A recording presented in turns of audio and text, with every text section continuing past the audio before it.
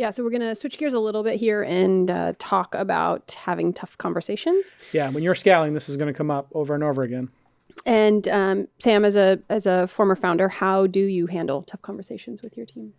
One of the biggest things for us is just getting out of the office and into fresh air. And of course, this is, if you feel safe. But we here at Launch, we go on walk and talk. So anytime I have a one-on-one with someone on the team, whether it's tough or not, we actually just go for a couple walks around the block. Yeah. Which is really nice to get exercise. And also you don't feel, number one, you don't feel like people maybe, overhearing what you're saying, but also it's just a nice kind of like objective atmosphere. Yeah. And you can, it's really good for facilitating just really good conversation. And again, it doesn't have to be tough conversations, but that's what we do. And then, of course, I would recommend it for tough conversations.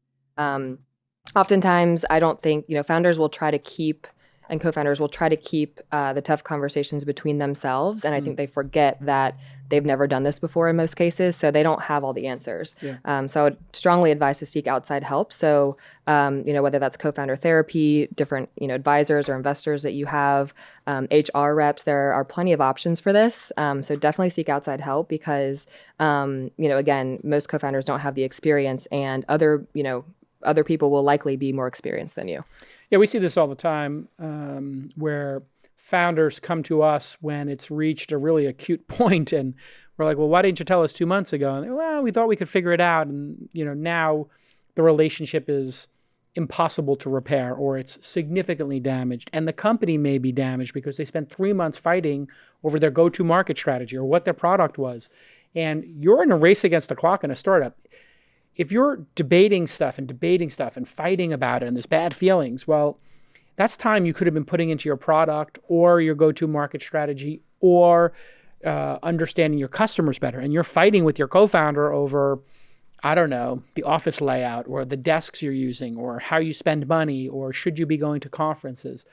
And a lot of times I find that the fights are almost universally, 4 to 5 times, the fights are about things that are not important to the ultimate success of the business, which is wacky.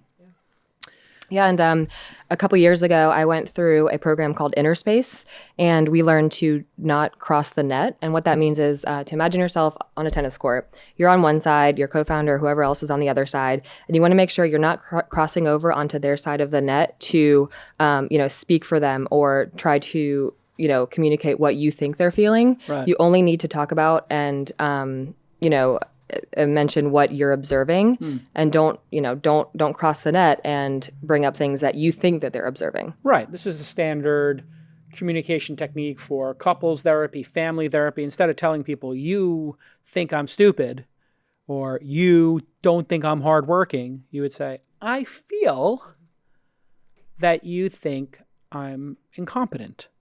Do you? And then you give the other person a chance to respond. Like, actually, no, I don't think you're incompetent. And I would even consider that crossing the net because really? you're going because you're not saying what you've only observed. You're assuming that they think you're incompetent, but that's an assumption. So you want to say, I noticed that you were, sending me you sent me this message the other day that said I was incompetent.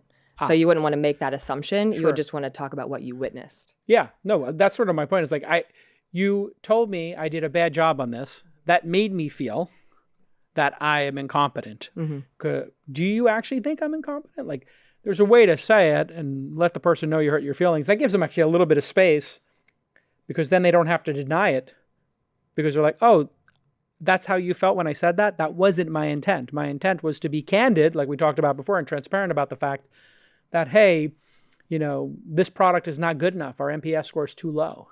Right. And I like to always police people's speech when they say I as opposed to we.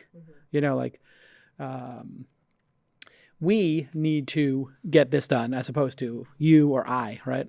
And another point to add to this is to just avoid emotional confrontation. So, unless it's time sensitive or urgent, anytime you're feeling any sort of, anger or, even if it's just sadness, just try to remove yourself if you can, maybe sleep on it. You don't want to be making decisions while you're emotional. So come back to it when you can, think about it objectively. Yeah, there's no reason to fire off a Slack. This is where Slack can be problematic because some people can start firing stuff off in Slack. Yeah.